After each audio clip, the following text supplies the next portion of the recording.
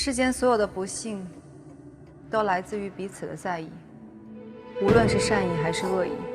其实我们都一样，只是一个提线木偶。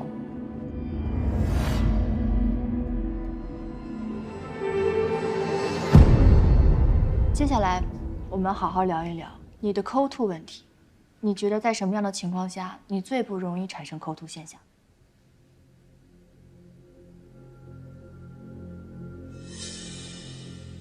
那个桃子，可是你那天走的时候情绪非常不稳定。我不想聊了，先到这儿。也就是说，在你情绪不稳定的时候，你不容易出现抠吐现象。不对，你错了。那天我走了以后，情绪非常好。很好，当你情绪好的时候，不容易出现抠吐现象。那我们来聊一聊，你最近一次抠吐，当时是为什么？有什么样的想法？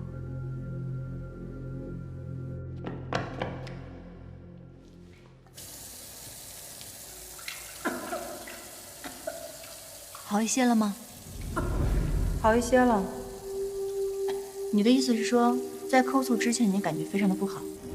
吐之前，我感觉很焦虑，觉得自己像个怪物。为什么？因为我会控制不住的吃。如果不抠吐，你觉得会发生什么？不呕吐的话，我会变胖。你认为抠吐以后就不会变胖了？呕吐完之后，我觉得自己很干净，就好像从来没有吃过一样。现在我们有充分意识到，让你形成暴饮暴食跟抠吐的习惯了。也就是说，当你每次产生焦虑、紧张、不安跟愤怒情绪的时候，你就想通过暴食来缓解自己的压力。可每次吃完以后，你又会陷入那种自己失控、很难受的状态当中，你就需要抠吐这个补偿行为，来缓解你当时的压力，对吗？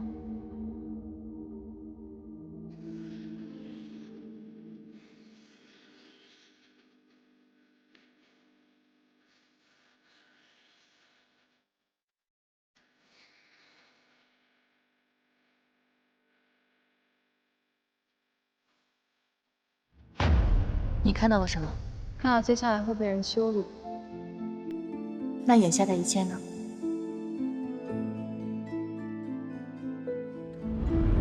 你可以收藏着所有的美好。有阳光的存在，就会有阴影，有粗鄙。因为别人的评价，而去引发自己不好的情绪，引发自己的暴食，还有抠吐。你觉得这样值得吗？别人怎么说我不在乎，他为什么要这样对我？放开！妈妈不都是会保护自己的女儿吗？她每天这样贬低我，把我贬低得一无是处。我现在觉得自己都快没有自尊心了，我觉得自己都不配做一个人了。我觉得我自己的生活已经烂透了，都怪她。天底下还有哪个母亲会这样，每天轮番地换着刻薄的话来这样羞辱自己的女儿吗？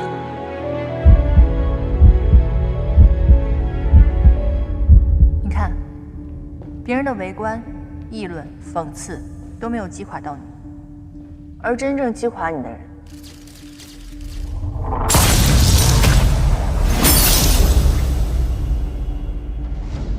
是你自己。他被展在这儿，被人掀起来看，但不代表他是不好的。你生发的毁灭意识，也是为了在保护他。这不是从另外一个角度来说，他是被值得保护的。蒋晶，在这个世界上，每个人都是独立的个体，你跟你的母亲也是，你们不属于彼此。如果你的母亲为了羞辱你，为什么不直接跟你交流，而是要当着这么多人的面说？这或许是他的一种表达方式，能够让羞辱来得更猛烈一些，又可能是他的一种表演吧。你说到点子上了，他的表演。也许他们的财富、社会地位、价值认知，都趋于一种长期稳定的感觉。所以他们需要在生活中截取一些让他们可以产生满足感和新鲜感的东西。所以他用这样的方式来羞辱我，让自己获得快乐吗？也许他的贬低只是出于一种保护自己的无意识行为，同时，他认为他也在保护你，他不想让你早恋。保护我？没错，在他的世界里是这样的，他的教育观念是有很大的偏差。我可以理解，但是我不能接受。那我们现在换一个方式，我们现在看一看，我们旁观过去的你，你看到他会想到什么？我觉得他很可怜。那个呢？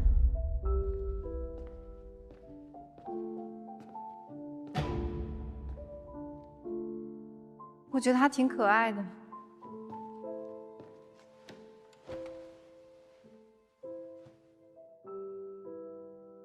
成绩也好，数学也还不错。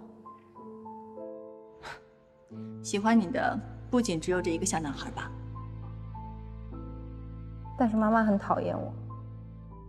关于他，我觉得以后我们可以慢慢再谈。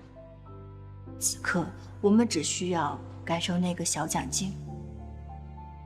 你觉得陪伴他度过最痛苦、最难过的事情是什么？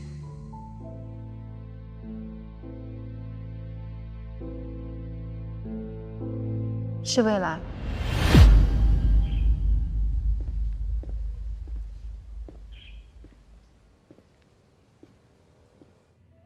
张女士，啊，您是？您好，我姓贾。哎呦，贾总您好，您好，哎，请坐，快请坐。贾总，您尝一下吧，这是我点的最好的普洱茶，来。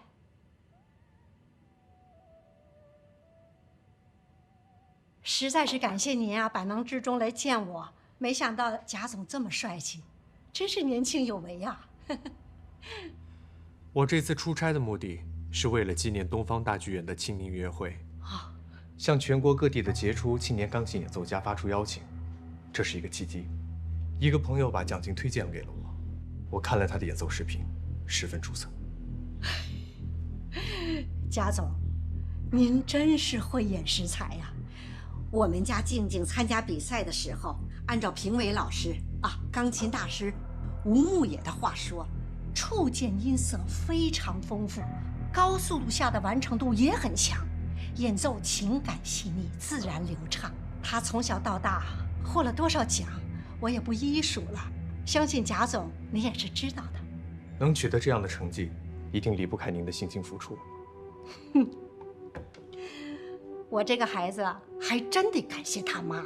我们家静静5岁的时候就开始练琴，每天练习10个小时起步。什么周末寒假、暑假，那别的孩子都在外边去玩，但是我还是坚持让他每天练琴。这个孩子从小到大没少流血流汗，他10个指头上长满了茧子。他10岁那年弹那个德彪西的前奏曲的时候，弹着弹着，那个琴键上都是血。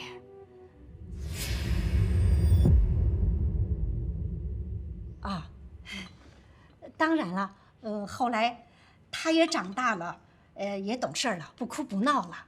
只是他最近，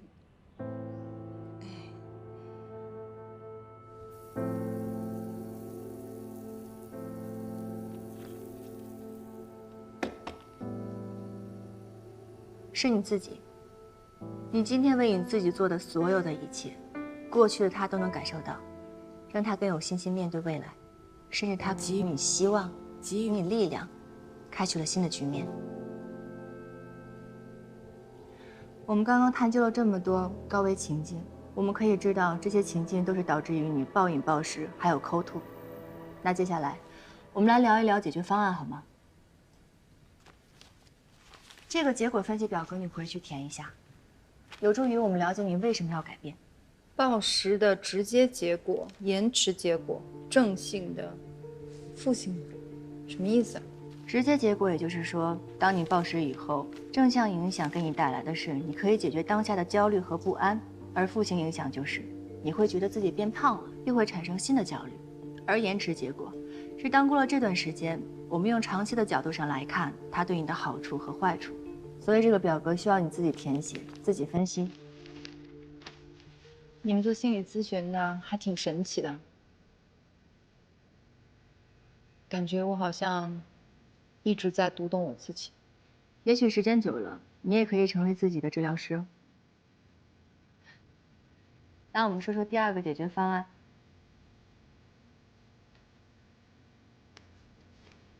这是你自己选择的。做不到。可你的潜意识选择了它，你渴望有一段温暖和舒适的关系。我小的时候很需要，现在我不需要了。你不敢期待，是因为你怕受到更大的伤害，会让自己更加的难过。我恨你，我恨你。其实我可以看出来，你非常在意你的母亲，你希望她过得好。静静，吃饭了。只是你希望她用正确的态度来对待你。从小到大，你每当身体或者心里有不适的时候，都不会告诉她，会选择自己消化掉，对吗？其实，在情绪上，你更像是你母亲的照料者和养育者。哎，这件衣服是我给你买的吧？挺漂亮的。没关系，任何人都需要发泄出口的。你现在有任何情绪都可以表达出来。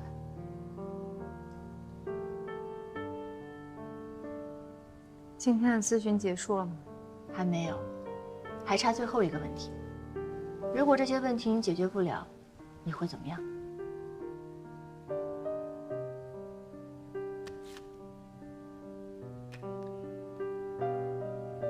这张图片让你想到了什么？我很害怕过度依赖一个人。你害怕依赖过度保护？我可以问一问你对你父亲的态度吗？我不记得他了。我妈说，他是一个没有担当的男人。那你感觉呢？他离开很多年了，我有时候印象很模糊。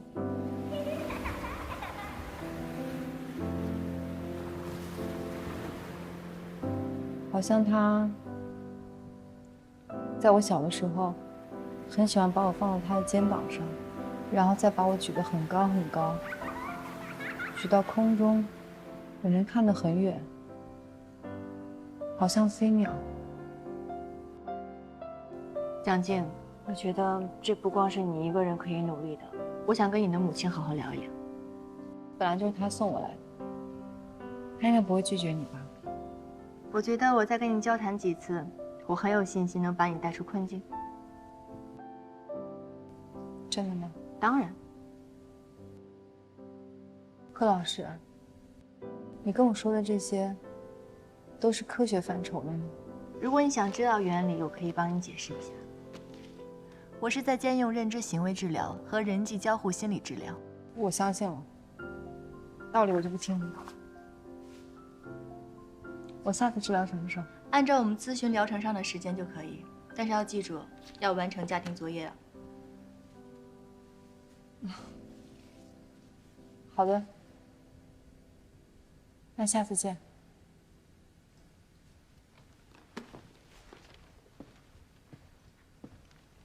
蒋静，记住，要坚持住你自己喜欢的东西。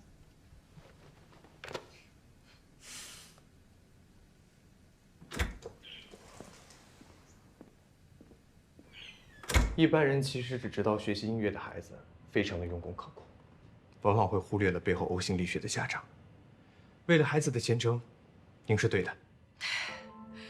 是啊，贾总，您说我们这些做家长的，为了孩子的前途，我们必须得狠下心来。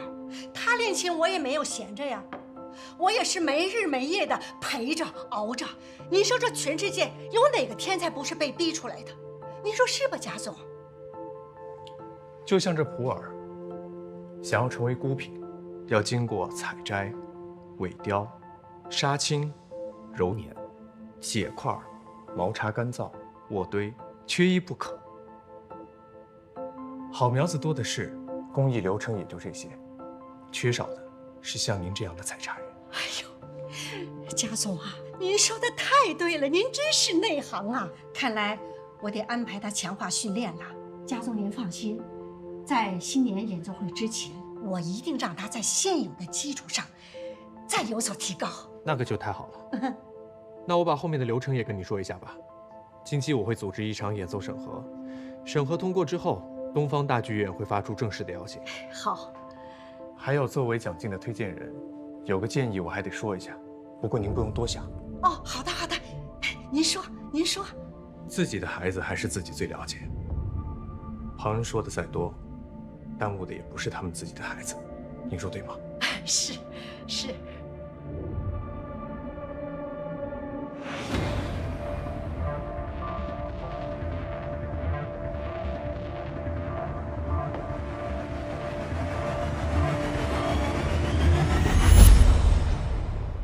通过最新的数据分析，大家都能看出来，我们时间访谈作为997的王牌栏目，一直以来受众目标还是非常精准的。金融经济类，年收入20到50万之间，年龄36到45岁的受众层面，就是我们时间访谈的主要听众。希望在下个阶段为我们节目做出更新和改造。也不知道哪里来的金主爸爸，据说为时间访谈专门量身定制的数据调研。忘了这个数年轻观众，50万。当然也非常感谢各位领导，还有我们的投资人一直以来对我们节目的支持和喜爱。张总，您这边有什么问题吗？这个回答。不是这个问题怎么做？同学啊，同学们，这个课余时间呢，我就不开小灶了。你们啊，应该抓紧时间，好好休息。好啊，再见。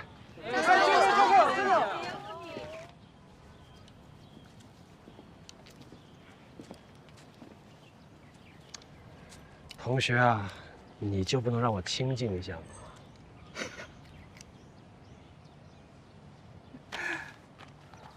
？Mystery of the Mind， 可以啊，这书没收了。你呀，巧立名目从我那儿拿的书多了，也不差这一本。这知识啊是要流通的，我这是在帮你。是，你呀说的都对。什么时候回来的呀？昨天。哎，你说要帮我，我还真有个事需要你帮呢。你猜，我昨天回国的飞机上碰到谁了？哎呀，我又不是小年轻，你给我卖什么关子呀？就那谁，这老先生不是叶念堂。叶博士，您这机器一研发出来，市场上您不用操心。我们几个呢，已经把名字都想好了。什么名字？奥托买迪克泰勒。什么泰勒？奥托买迪克泰勒，简称 ITMG。对。实验室里的那些复杂的流程，我还是知道的，但是生意场上的事情，我就是一窍不通。在座的有老朋友，也有新朋友，有些话我得说在前面。为了保护大多数人的利益，那么就意味着在座的有的人可能最后就拿不到这个产品的授权。我给大家赔个罪。叶总，这你就甭管了，有得有失，有进有退嘛，我们大家心里都有数啊。干了啊！好，来。读书人呢，就是能谦虚。论进退，叶博士，你可比我们这些只会盘生意的人老道得多。以往啊，你都是做上位，今儿以退为进，所以呢，您说什么都是对的。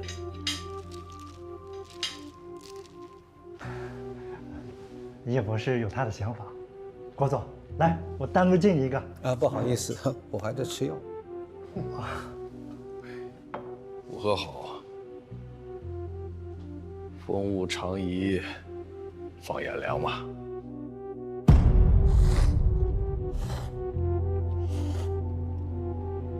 小丽，你有分析过咱们节目的受众吗？啊？听众的性别、年纪、职业，以前只有电台的收听率和市场的数据份额可以分析，但是现在有了直播这一块的大数据，其实是可以整理一下的。钱哥，你先别着急把这活安排给小丽，毕竟数据调研我们不是专业的，我觉得你还是找潘台申请。专业的数据调研可是非常烧钱的，而且我们跟时间访谈也不一样。怎么了？没事。东子啊，那这事就交给你了。啊，老钱啊，我觉得我们现在最大的突破点呢，还不在数据调研这一块。虽然咱们前几期节目做的都还不错，但是最近几期的收听率明显没有首播的时候高。这个就是做数据调研的意义，不是钱不钱的问题。我打一个比方啊，我们完全可以根据直播的不同时段来看观众的数量增多和减少，分析我们当时做的内容，我们就可以更清楚地知道观众对哪一块感兴趣，他不喜欢哪一块。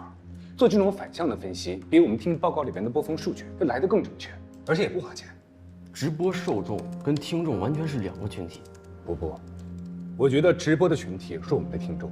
如果我们能了解自己的听众，哪怕一小部分，这对于我们之后收集反馈和长期的策划都是有意义的。那我们为什么不以首播作为参考呢？那已经是个成功模板了。既然小文那期热度那么高，我们为什么不如法炮制，多做几期这样的话题人物啊？别铺垫，你们有什么想法就说。不是，钱哥是这样的，我们写的脚本呢，肯定没有真实的案例有感染力。咱别忘了，咱们贺老师可是心理咨询师啊，他那有很多现成的案例。你们还记得上次王卓找那个心理咨询师吗？据说他主动提供了非常多的真实案例，这多有噱头啊！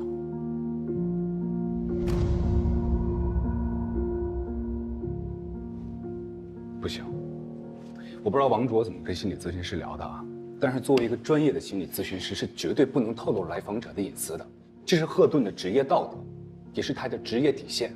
也没让他触碰底线。那淼子的意思是说呀，咱们可以用人物原型，对吧？来访者对于贺老师来说是个案，我们可以二次编辑，把它做成一个全新的故事。这对于赫顿来讲是一样的，故事输出从他到我们这的这个环节就是在泄露。不一样啊，他只要抹去容易暴露身份的细节，连我们都不知道是谁，那脚本再加工，观众换个思路吧。这个我说不行就不行，再想想别的办法。柴一，你是不是太站在赫顿的立场上考虑问题了？东哥，说什么呢？什么叫我太站在他的角度考虑问题了？这完全就是对合作伙伴的一个尊重啊！你少来这套吧！你当初不去看中他有争议、有话题热度，才把他拉进来的吗？你尊重他，你把我们放哪儿啊？东子，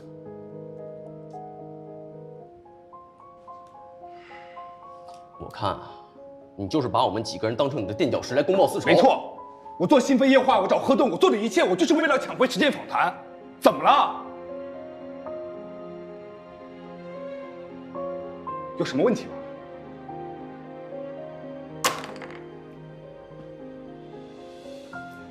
散会吧。钱哥，选题还没定呢，去哪儿啊？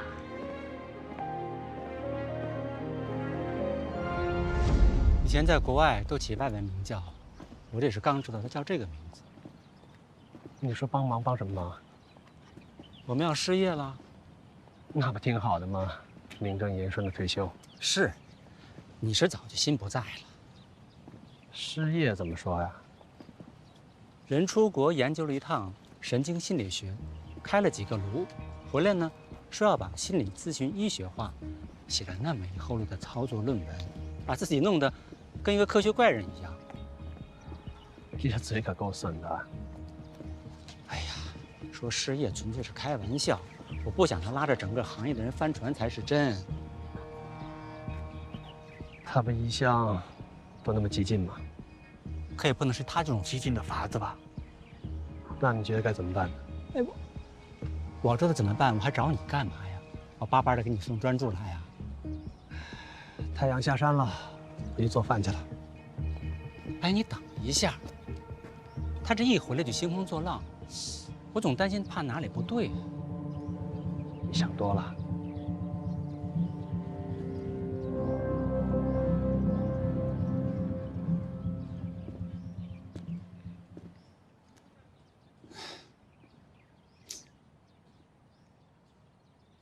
来，你给我评评理。我只是想尊重同事，有什么做的不对的啊？你说说。啊？你也有意见啊？你是不是饿了？我也饿。哎，我跟你说啊，齐伯母的清蒸鱼是一绝，还有彭阿姨的土豆炖牛肉，赵叔的桂花糯面火，还有王大娘的东山羊，秦伯伯的文昌鸡。好馋呐！汪汪，来吃个肉肉来。嗯，好，挑食。不想吃吗？那我吃了啊。哎，来了啊！来，快来吃一下来。哎呀，哎好，还挺挑的呢。来了，哇，这么多！跟你一块做节目的那个姑娘啊，说话特别的温柔，人又体贴。她有对象吗？没有吧？这姑娘好，人又好，又有文化。你们两个人聊得一定挺好吧？妈妈，上次我跟您说的那个塑料管，折星星的，这市面上还有吗？你阿妈开了10几年的小店了，还有什么东西找不着呀？我都给你订好了。这样。哎，不过啊，我有个要求啊，你一定要送给这个姑娘，要不然我就不给你订了啊。我是送给她的，但是是道歉用的。啊？为什么得罪她了呀？哎呀，小的时候皮，给人家东西弄坏了。啊？原来你们还是两小无猜啊！哎呀，好。伯伯，鱼做好了吗？马上啊！你呀，就别惦记了。我刚出来的时候啊，我看见他把鱼刚刚放下去，赶紧吃吧，吃完了回去上班。我翘班了。翘班了？那下一期节目大家听什么呀？妈，您说，您听节目是不是就单纯支持我？哎呀，你也太臭美了！你爹那个时候啊，风里雨里的跑，难道他只是冲着我们这几个街坊邻居来的吗？其实啊，我虽然没有读过书，但是我懂这个道理。你们这个节目啊，能帮助很多人啊。对，是想帮助别人，但是听我们电台的节目的人不是很多，我估计可能就是这条街在听吧。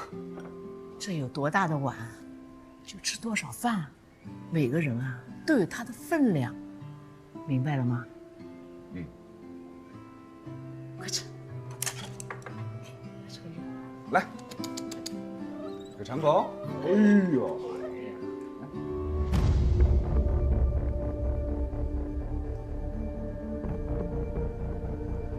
过年了，今天。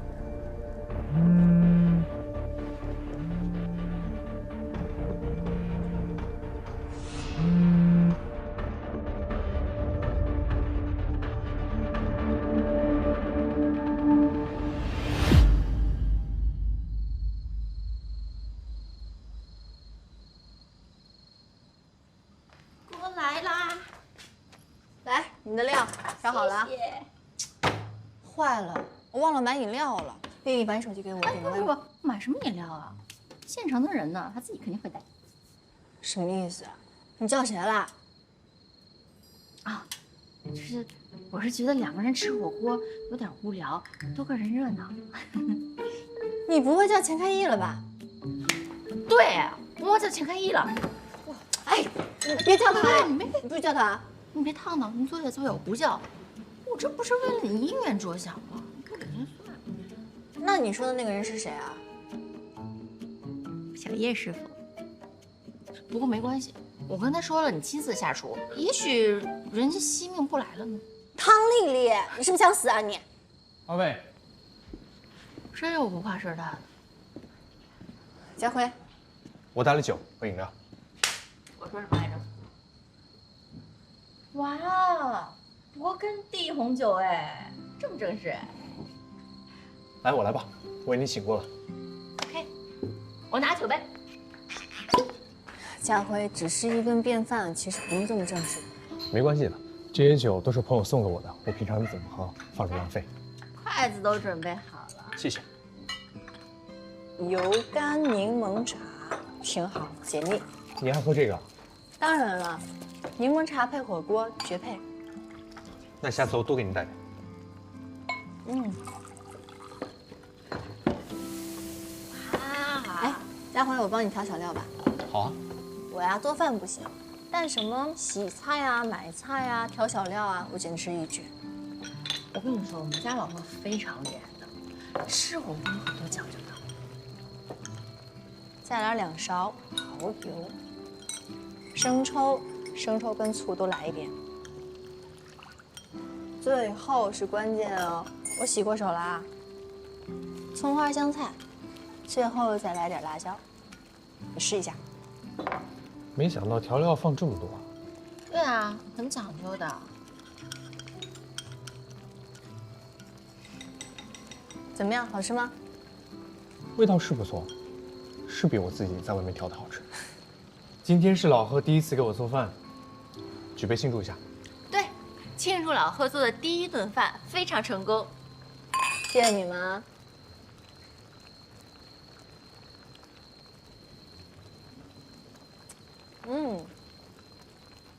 这个酒有问题。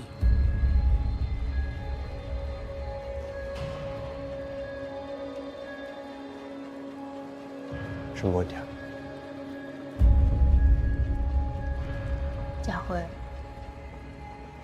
你是不是把这个酒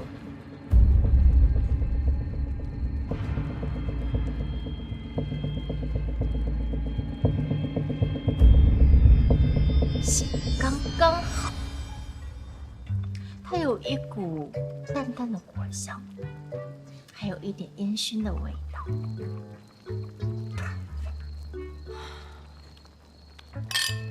会喝。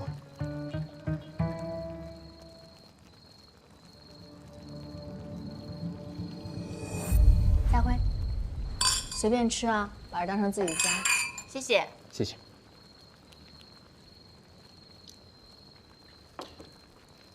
在家能这么喝，你们在外边可得小心啊！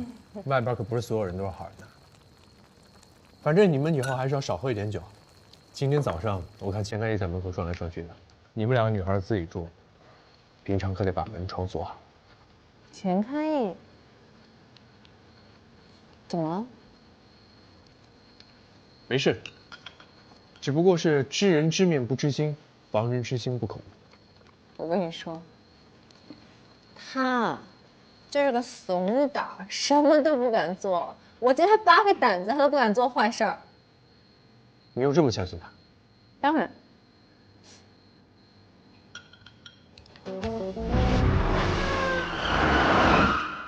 喂，起来了，到了。哎呀！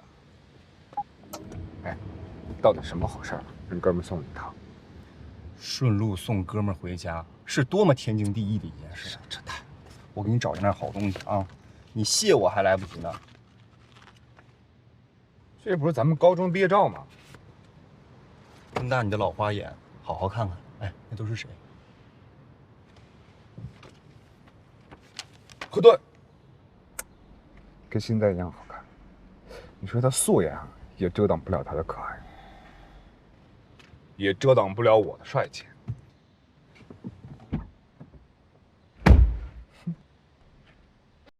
阿强。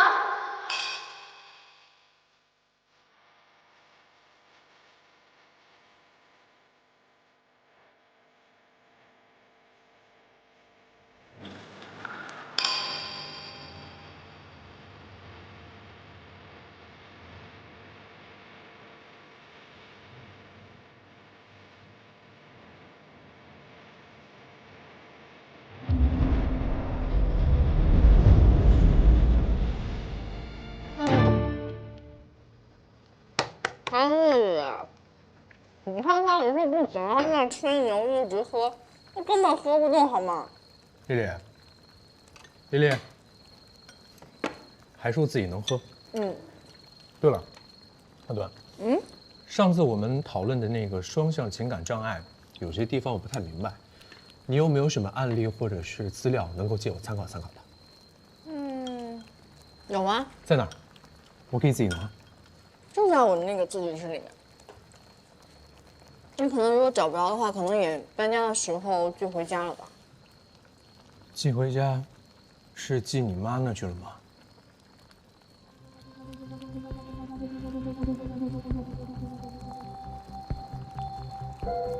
是不是觉得我喝多了？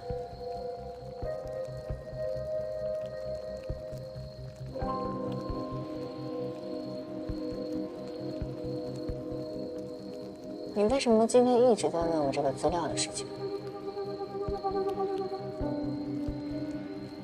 你今天很奇怪，你知道吗？叶佳慧，你是不是想讨酒啊你？喝！跟你说啊，不喝光不是男人，喝掉。我真的不行了，我也喝晕了。那不行，也得喝，喝了。我干不了，我不是男人。哇，太菜了吧，全都倒了。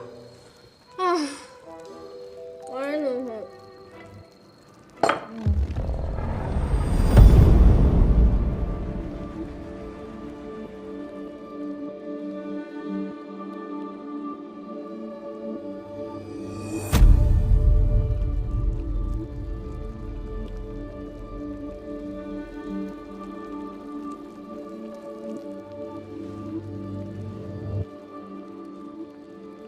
醒醒，何端。丽丽。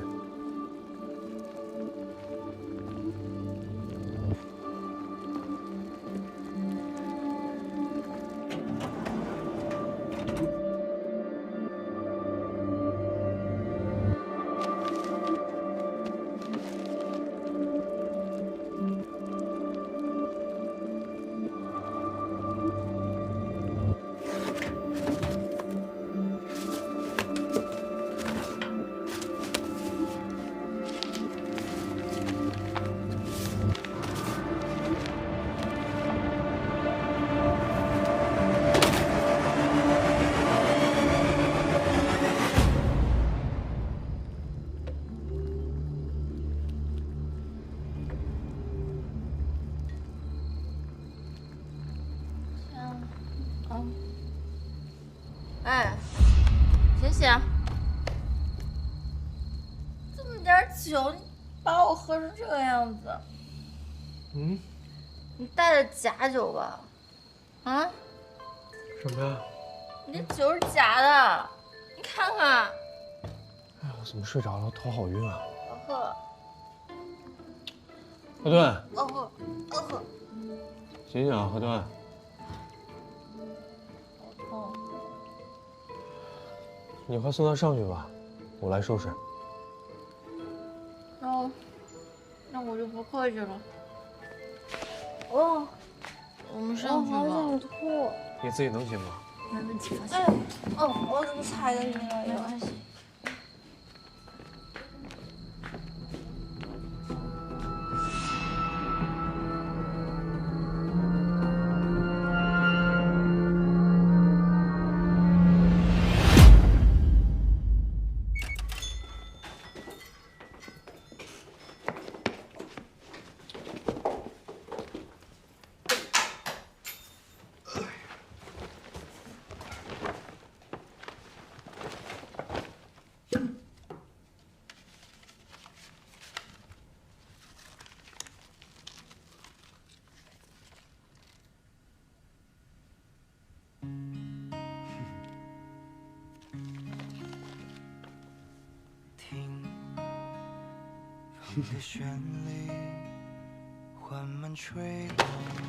你谁啊？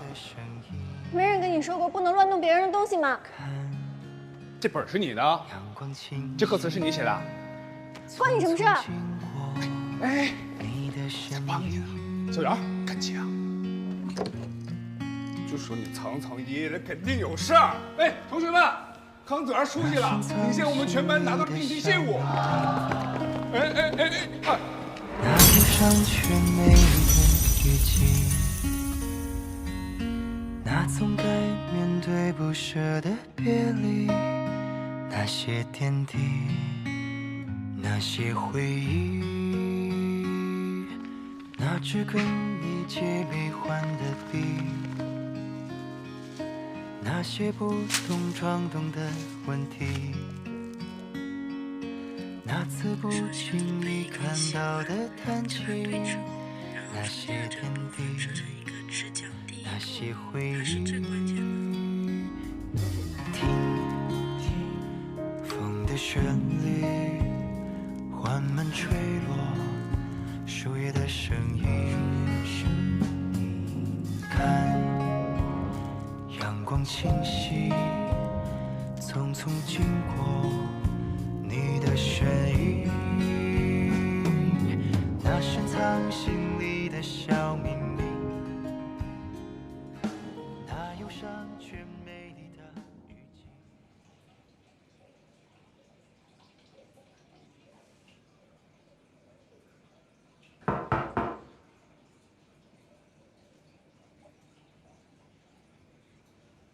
谁呀？哦，来了。来了！哦，阿姨没打扰您吧？哪里打扰啊？我是一个老太太，在家待着没有事情，你找我。这不到您的脚第2次针灸的时间了吗？没提前告诉您，怕您跟我客气。您不会怪我没提前打招呼吧？不会的。那你进来吧，进来，来。